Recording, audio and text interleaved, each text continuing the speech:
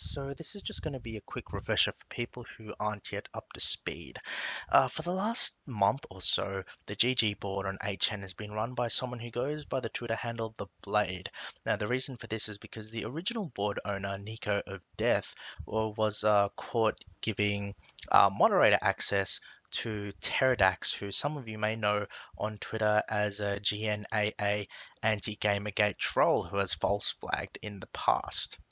Now, Hot Wheels originally removed Power from Nico of Death under suspicion that his account had been compromised, but after finding out that that hadn't happened, he convinced Nico of Death to voluntarily give up the gig, uh, leaving the option open for Nico of Death to return after a break and after Nico had felt refreshed. Now, Nico has come back and gone to Hot Wheels and asked for board ownership back because he feels that he's ready to be board owner again.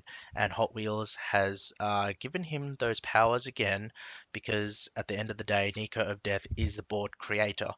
And to deny him board ownership privileges is against what Hot Wheels is about. The problem lies with the fact that many people on the GG boards feel that Nico of Death does not have the best interests of Gamergate at heart.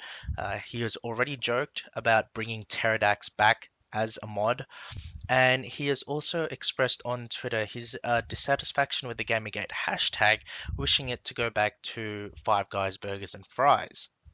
In response, The Blade, who was the interim board owner, along with Drybones, who I believe runs the Gamergate wiki, gamergate.me, the two of them have created a new board on 8chan called Gamergate and are attempting to bring people there, for those especially who feel like the GG board can no longer be trusted.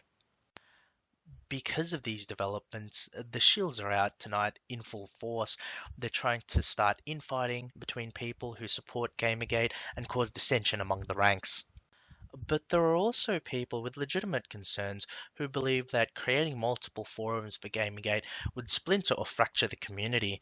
But I'm going to show you how you can get around that.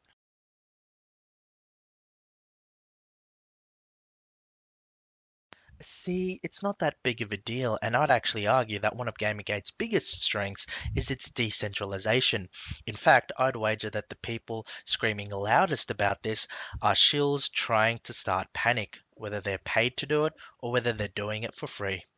Look, at the end of the day, Gamergate is a very large and diverse community in and of itself.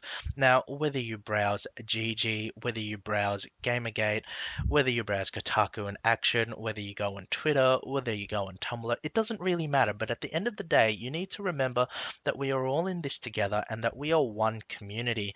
Now, as long as people keep that in mind, it doesn't really matter where they post. We just need to keep in mind that we're all in it together.